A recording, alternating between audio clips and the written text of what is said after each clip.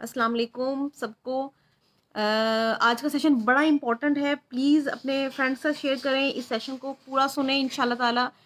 बहुत सारी क्वेरीज, बहुत सारी कन्फ्यूजन्स जो आप लोगों के दिल में हैं, दिमाग में हैं, जो अभी यंग एस्पायरेंट्स हैं जिन्होंने तैयारी स्टार्ट नहीं की, जो देने वाले हैं एग्ज़ाम 2023 में, उन सब के लिए बहुत ज़्यादा बेनिफिशियल होगा ये सेशन इंशाल्लाह ताला। और आपके जो फ्रेंड्स हैं जो इस तैयारी में मसरूफ़ हैं या जिनको गाइडेंस चाहिए, तो उनके साथ भी शेयर करें। सेशन होगा जी CSS के ऊपर और PMS के ऊपर, जो रिगार्डिंग आपकी क्वेरीज हैं उससे रिलेटेड। और इसीलिए इसी तरह जो स्पेसिफिकली हम बात करेंगे पॉलिटिकल साइंस के ऊपर करेंगे, as a subject, as an optional for CSS and PMS। और इसके अलावा आपकी जो क्वेरीज होंगी regarding selecting your optional subject, वो भी इंशाल्लाह ताला एड्रेस की जाएंगी। और होपफुली आपको with best of my knowledge to मैं जवाब दूंगी इंशाल्लाह ताला। थोड़ा सा मेरा तारुफ हो जाए जी, मैं पॉलिटिकल साइंस पढ़ाती हूँ, टीचर हूँ, लेक्चरर हूँ पाक पंजाब हायर एजुकेशन डिपार्टमेंट में। और इसके साथ CSS और PMS के अटेम्प्ट्स का तजर्बा भी है। अगरचे पास नहीं हो सकी, लेकिन अल्हम्दुलिल्लाह स्कोर बहुत अच्छा रहा इन्हीं सब्जेक्ट्स के अंदर, और इन्हीं सब्जेक्ट के अंदर गाइडेंस भी प्रोवाइड करती हूँ। और मेन जो मेरा मिशन है, या आप कह सकते हैं एम है, वो यही है कि free of cost guidance provide करना टू द स्टूडेंट्स। और स्पेशली ऐसे यंग एस्पायरेंट्स को जिनके पास अकेडमीज़ के पैसे नहीं हैं, जो अकेडमी में जाने से डरते हैं, या फिर जो अकेडमी से होके भी आए हैं इवन, उनके पास भी गाइडेंस का बहुत फुकदान है। क्योंकि मैंने देखा है कि हर हर गली मोहल्ले में अकेडमी स्टार्ट हो चुकी है, लेकिन जो प्रॉपर गाइडेंस का सिस्टम है, या आप कह सकते हैं प्रॉपर कोचिंग है, वो हमें देखने को नहीं मिलती है। तो अगर आपको मेरी आवाज़ सही तरह से आ रही है, मेरी बिल्कुल सुन पा रहे हैं आप, तो मुझे कमेंट करते जाए ताकि मुझे आइडिया हो कि you are listening to me. और इंशाल्लाह ताला ये सेशन अगर आप पूरा सुनेंगे तो it will be very beneficial for your preparation. मैं इसमें बहुत सारी ट्रिक्स और टिप्स भी शेयर करूंगी regarding my exams in FPSC and PPSC as well. क्योंकि अभी अल्हम्दुलिल्लाह I have been recommended lecturer in civics as well, और मेरे पॉलिटिकल साइंस के भी टेस्ट पास हो चुके हैं। PPSC में भी, FPSC में भी लेक्चरर के, सीनियर ऑडिटर का टेस्ट भी पास हो चुका है अल्हम्दुलिल्लाह। वैल्यूएशन ऑफिसर का अभी इंटरव्यू है, FIA का इंटरव्यू हो चुका है। इसी तरह मेरा इनलैंड रेवेन्यू का टेस्ट जो है अल्हम्दुलिल्लाह FPSC की तरफ से पास है, क्वालिफाइड है। तो मैं अपनी जो उसकी रिगार्डिंग टेक्निक्स होंगी या टिप्स होंगी, वो भी आपके साथ शेयर करूंगी। तो it will be a whole session, whole package for all of you guys. तो अपने कमेंट्स करते जाएं, साथ साथ मैं देखती जाऊं कि स्टूडेंट्स जो है वो मुझे सुन पा रहे हैं, लाइव हूं मैं या नहीं।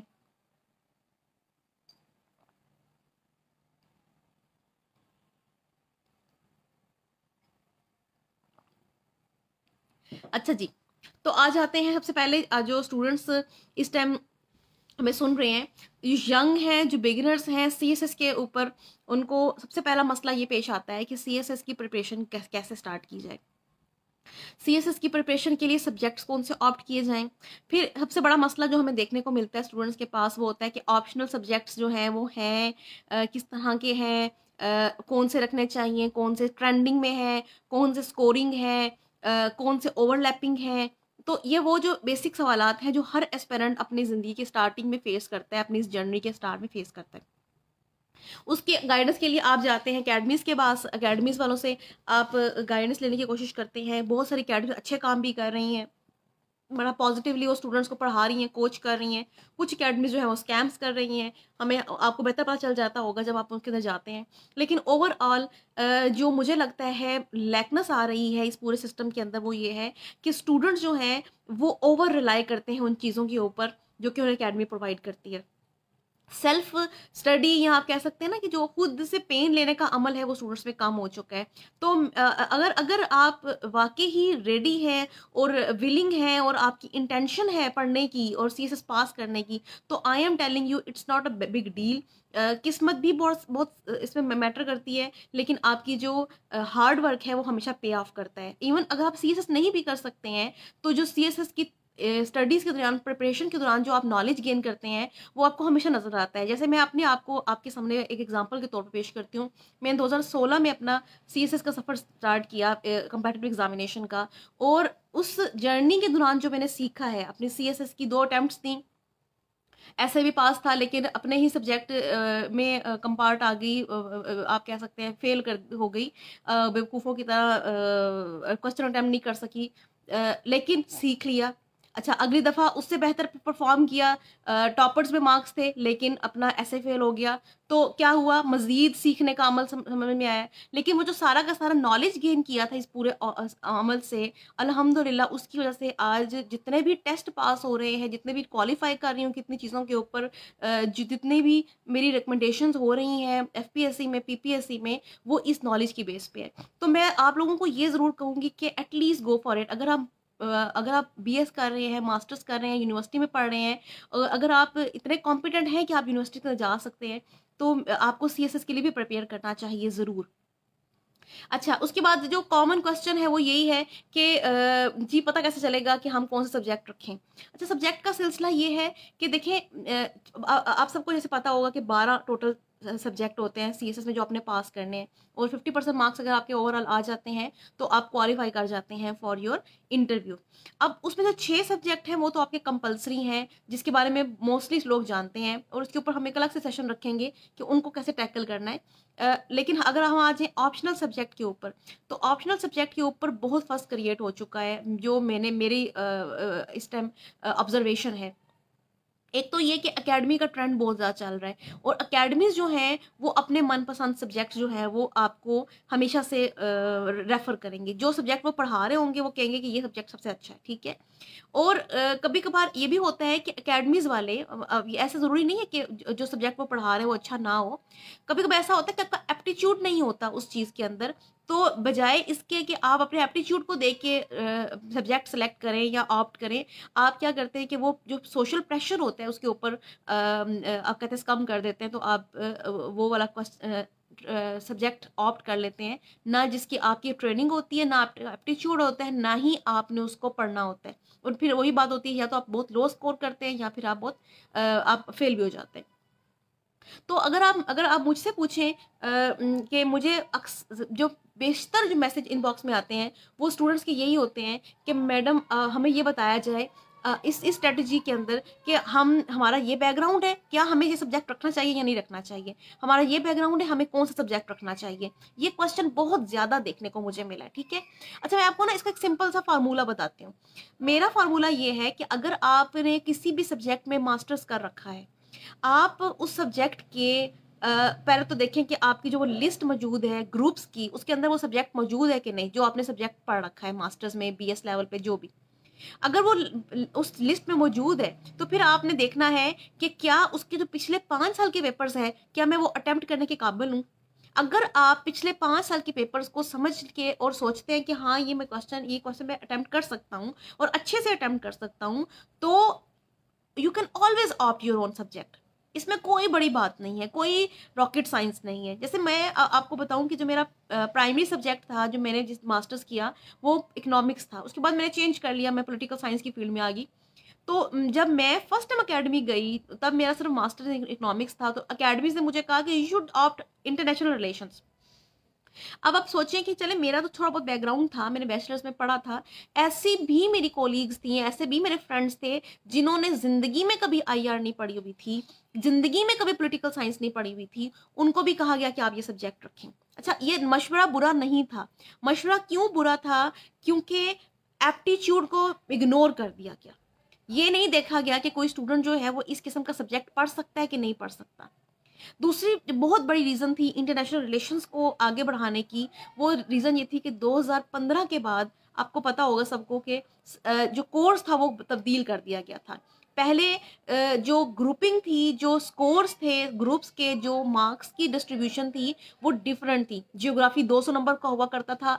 तकरीबन सारे के सारे 2015 से पहले जो पासिंग आपके एस्पिरेंट्स हैं, जो सीएसपीज हैं, उन सब ने 200 नंबर की ज्योग्राफी जरूर रखी होती थी। इस तरह पंजाबी एक सब्जेक्ट होता था 200 मार्क्स का, वो लोग रख लिया करते थे। इस तरह साइकोलॉजी होता था, वो लोग रख लिया करते थे। तो it was a very easy job. मैं नहीं कह सकती बहुत इजी थी, लेकिन कंपैरेटिवली आप कह सकते हैं कि इट वाज इजियर। 2016 के बाद जब चेंज हुआ सिलेबस, तो अकेडमीज ने अपनी स्ट्रेटजीज चेंज की, ठीक है। और उस स्ट्रेटजी के अंदर जो पहली बात वो ये थी कि अब हमने 200 मार्क्स वाला कौन सा सब्जेक्ट पढ़ाना है। और अगर आप वो 200 मार्क्स वाले सब्जेक्ट को गौर से देखें जो आपने पढ़ना है, तो जो नई डिस्ट्रीब्यूशन थी उसमें सोशल साइंसेस का अलग ग्रुप बना दिया गया था और नेचुरल साइंसेस का अलग ग्रुप बना दिया गया था। अब इस नेचुरल साइंसेस के अलग ग्रुप बनाने से ये हुआ कि जो स्टूडेंट्स पॉलिटिकल साइंस उठा रहे हैं वो अब उसके साथ कोई अपना सब्जेक्ट नहीं उठा सकते, यानी कि you have to opt from either social science और फ्रॉम द नेचुरल साइंस। अब इस रीजन से ये हुआ, इस बात से ये हुआ कि ऐसे स्टूडेंट जिनके पास बैकग्राउंड नहीं था पॉलिटिकल साइंस का या किसी भी सोशल साइंसेस का, उनको भी ज़रूरी पड़ गया कि हमें यहाँ से सब्जेक्ट उठाया जाए। जो नेचुरल साइंस के स्टूडेंट थे, बायो के, केमिस्ट्री के, फिजिक्स के, मैथ्स के, उनका सब्जेक्ट सिस्टम अलग कर दिया गया। Now a person have to choose from either of the 200 groups, और बाकी तो 400 नंबर के लिए उसको सब्जेक्ट्स हैं वो अलग उठाने पड़ते हैं। अब इससे होता क्या है, अब इससे हुआ ये कि एक पूरा का पूरा हवा क्रिएट हो गया अकेडमीज के अंदर कि अब हम कौन सा सब्जेक्ट जो है ऑफर करें। तो सबसे आसान रास्ता जो नज़र आया वो था international relations. International relations 200 marks का सब्जेक्ट था and it had the easiest और आप कहते हैं शॉर्टेस्ट सिलेबस।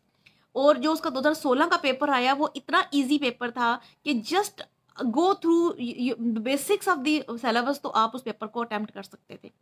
लेकिन अगर आप एक विजिलेंट एस्पिरेंट की तरह तैयारी कर रहे हैं, आप 2017 के बाद से सारे के सारे पेपर 22 तक के जितने पेपर्स हैं आईआर के, वो खोल के देखें और उसको मैच करें सिलेबस के साथ। कितने क्वेश्चन सिलेबस के अंदर से आ रहे हैं, कितने क्वेश्चन सिलेबस के बाहर से आ रहे हैं। तो ये जो स्कैम है, ये स्कैम नहीं आप कह सकते हैं, जो ट्रिकरी चलाने की कोशिश की थी गई थी कि आईआर जो है वो शॉर्ट सब्जेक्ट है तो स्टूडेंट्स जो है इसको प्रेफर करेंगे, उसने बर्बादी कर दी। आईआर के जो टीचर्स थे, जो पेपर चेकर्स थे, वो फ्यूरियस हो गए, उन्होंने पेपर भी धनाधन मुश्किल दिए और उसके साथ साथ उन्होंने मार्क्स भी धड़ाधड़ काटे। और इसकी बहुत बड़ी वजह है 2017 का जो अटेम्प्ट थी जिसमें मेरा भी आईआर फेल था, इवन ऐसे पास था, उसका जो रिजल्ट के पैटर्न्स हमें देखने को मिलते हैं आखिर में, वहाँ आपको नजर आएगा कि तकरीबन 60% 70% लोग जो थे उन्होंने आईआर को ना सिर्फ फेल किया बल्कि जो बाकी 30% थे उन्होंने अंडर 60 मार्क्स लिए, यानी +60। आई गेस देयर वाज 1 और 2 स्टूडेंट जिनके +60 मार्क्स आए थे। This was the result of the IR. On the contrary, अगर आप पॉलिटिकल साइंस का सब्जेक्ट रखते हैं तो it's a very easy subject. उसका रीज़न ये है, देखें, पॉलिटिकल साइंस जो है वो एक बेसिक अंडरस्टैंडिंग जनरेट करता है। IR is a branch of political science, that is sub field of political science. Political science एक वाइडर सब्जेक्ट है। पॉलिटिकल साइंस आपको बेसिक आप कह सकते हैं नॉलेज देता है कि चीज़ें कैसे वर्क करती हैं। If you want to be a part of your bureaucracy, how could you know the position of your job अगर आपको बेसिक स्ट्रक्चर ही नहीं पता गवर्नमेंट का। तो पॉलिटिकल साइंस जो है वो आपको बताएगा कि आपके मुल्क के अंदर कौन सा निज़ाम है, आपके मुल्क के अंदर क्या चीज़ें किस तरह से चल रही हैं, अगर निज़ाम इस तरह से है तो जुडिशरी किस तरह से काम करती है, कौन कौन से अख्तियारात किस किस ओहदे के पास हैं और आप कहाँ पर उसमें लाई करते हैं। Getting my point. अगर आप, मैं इस तरह बार बार स्टूडेंट से कहती हूँ, मेरे स्टूडेंट्स कहते हैं मैडम हम पॉलिटिकल साइंस क्यों रखें, तो उसका एक बहुत बड़ा रीज़न ये होता है कि देखिए आप कभी न्यूज़ चैनल लगाएं तो जो सिर्फ पॉलिटिकल साइंस का स्टूडेंट होगा उसको बेसिक अंडरस्टैंडिंग होगी, बाकी लोगों को भी होती है, इट्स नॉट दैट कि सिर्फ उसी को होती है, लेकिन आप अगर कंपैरेटिवली अगर आप जायज़ा लें तो आपको ये फील होगा कि पॉलिटिकल साइंस का स्टूडेंट जो है वो बेटर अंडरस्टैंड कर सकता है, वो ऑर्गेनाइजेशन के बारे में जानता होता है, उसको पता होता है कि जी अगर फलां मुल्क है तो उसके अंदर कौन सा सिस्टम चल रहा है, उसका प्रेसिडेंट किस तरह से काम करता है, ट्रिटी किस तरह से बनती है, फॉरेन पॉलिसी किस तरह से बनती है, किस तरह से चीज़ें वर्क करती हैं, आपकी इस्टेब्लिशमेंट क्या है। बहुत सारे वर्ड्स आप सुनते हैं, आपको समझ नहीं आती इसका मतलब क्या है, लेकिन जब आप पॉलिटिकल साइंस को रीड करते हैं, स्टडी करते हैं, तो आपको इन चीज़ों की बेसिक अंडरस्टैंडिंग होती है। I hope things are making sense to you. अगर आपको बन रही है तो आप कमेंट करते जाएं साथ साथ। अगर आपके जहन में कोई क्वेश्चन आ रहा है तो you are most welcome to ask the question. ठीक है, इस तरह से क्या होता है कि एक इंटरेक्टिव सेशन भी बन जाता है। बहरहाल ये एक बहुत बड़ा रीज़न है कि जब मैं अपने स्टूडेंट्स को पॉलिटिकल साइंस ही रिकमेंड करती हूँ। एक बायस भी है कि मेरा अपना सब्जेक्ट है, मैं बहुत शौक से पढ़ती भी हूँ, पढ़ाती भी हूँ, तो मुझे लगता है कि ये ईजी सब्जेक्ट है, लेकिन एक ट्रू फैक्ट है, मैंने आपको लॉजिकल रीज़न के साथ ये बताया कि IR की निस्बत पॉलिटिकल साइंस रखना ज़्यादा बेहतर है उन स्टूडेंट्स के लिए जिनके पास अपना सब्जेक्ट नहीं है चूज़ करने के लिए। अगर आपके पास अपना सब्जेक्ट है, आप फिजिक्स में मास्टर्स कर चुके हैं, आपने केमिस्ट्री में मास्टर्स किया है, इकोनॉमिक्स में मास्टर्स किया है, या फिर आपने अपना कोई और सब्जेक्ट में मास्टर्स किया है, तो आप अपने सब्जेक्ट की तरफ जाएं। लेकिन पॉलिटिकल साइंस भी आप रख सकते हैं अगर आपकी इंटरेस्ट डेवलप हो जाता है, plus if you get a good teacher या गुड कोच जो आपको ये पढ़ा सके। Getting my point? आपको समझ आ रही है? सब स्टूडेंट्स को जरा जरा कमेंट्स करते जाए, मुझे कमेंट्स नज़र नहीं आ रहे, मुझे लग रहा है कि शायद मैं या तो आवाज़ नहीं आ रही या फिर सेशन लाइव नहीं चल रहा, या आपको समझ नहीं आ रही, आप लोग इंटरेक्टिव नहीं है। अच्छा अच्छा, अब हम आ जाते हैं बाकी सब्जेक्ट के जो आपकी आप कह सकते हैं क्राइटेरिया है या किस तरह से आपने सब्जेक्ट सेलेक्ट करने हैं। यहाँ पर आप 2-4 चीज़ें जहन में रखें। एक तो ये कि जब भी आप सब्जेक्ट सेलेक्ट करते हैं तो एक तो आपने ट्रेंडिंग भी देखनी होती है कि कौन सा सब्जेक्ट जो है वो मोस्टली ऑप्ट किए जाते हैं बाय द स्टूडेंट्स, प्लस आपने अपना रुझान ज़रूर देखना है। कुछ स्टूडेंट्स जो होते हैं, देखें जैसे अब एक ग्रुप है जो लास्ट वाला ग्रुप है, जी ग्रुप है या एच ग्रुप है, उसके अंदर जो सब्जेक्ट्स दिए गए हैं वो इस तरह से दिए गए हैं कि वो एक मिसलिनियस ग्रुप है। उसमें लैंग्वेजेस हैं, उसके अंदर आपको नज़र आता है कि आपके सब्जेक्ट हैं जियोग्राफी, साइकोलॉजी, इस तरह के सब्जेक्ट्स हैं, जर्नलिज्म। अब जब ये इस तरह के सब्जेक्ट्स आते हैं, यहाँ पर मैं मोस्टली स्टूडेंट्स को प्रेफर कहती हूँ कि आप अपनी लैंग्वेज को प्रेफर करें। अब इसका रीज़न क्या है? रीज़न ये है कि जो जब लैंग्वेज है उसका जो टीचर है वो बायस होता है। देखिए, मैं पॉलिटिकल साइंस की टीचर हूँ ना, जिस बंदे ने पॉलिटिकल साइंस ऑप्ट किया, मेरे पास पेपर आया, तो obviously I will try to give him more marks, कि ताकि ये मेरा स्टूडेंट जो है वो दूसरे स्टूडेंट के साथ कम्पीट कर सके नेचुरल साइंसेज के साथ।